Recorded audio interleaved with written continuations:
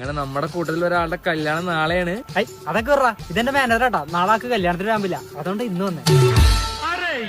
അണ്ണാ കുറച്ച് വെള്ളം ഒഴിച്ചടിക്കി. അയ്യോ ഞാൻ വെള്ളം ഒഴിക്കാൻ പറഞ്ഞു, അപ്പൊ ഒന്നൊരു കുടിക്കാം. നമ്മുടെ പുളിസു അത് ഇവിടെ നടക്കില്ല. അണ്ണാ ഒരെണ്ണം കയറ്റി വെച്ചേ.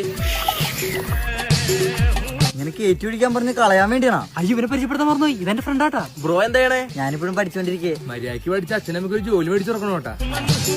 ഞാൻ അടിക്കള്ള. എന്തായിട്ട് കാർത്തികയാ, ഇവിടെ നമ്മള് ഫ്രണ്ട്സ് അല്ലേ, കുറച്ച് ലഹരിയൊക്കെ ആവാം.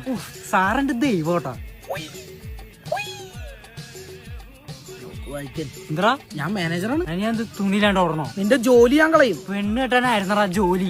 ഇപ്പൊ എനിക്ക് നിന്റെ ജോലി വേണ്ട. ചേട്ടാ ടച്ചിങ്സിന് കൊണ്ടോപ്പ് കിട്ടോ? നിനക്കൊരു ടോപ്പ് പോയ ഫോൺ മതിയോടാ. അയ്യോ അത് വേണ്ട. കയറ്റി വെക്കണ ഒരെണ്ണം. ചേട്ടാ മദ്യം തീർന്നു.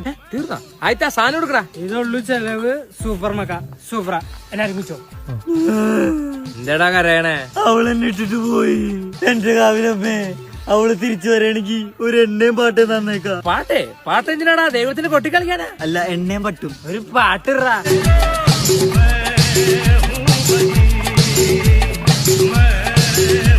സാധനം പിന്നെ തീർന്നിട്ടാ.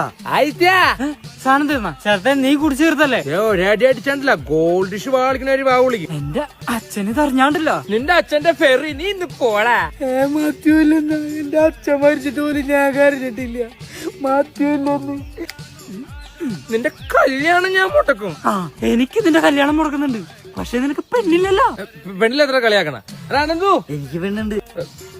അവനുണ്ടാവും, പക്ഷെ പെണ്ണില്ലാത്ത കളിയാക്കണോടാ. അണ്ണാ ഒരെണ്ണം കൂടി കേൾക്കണ.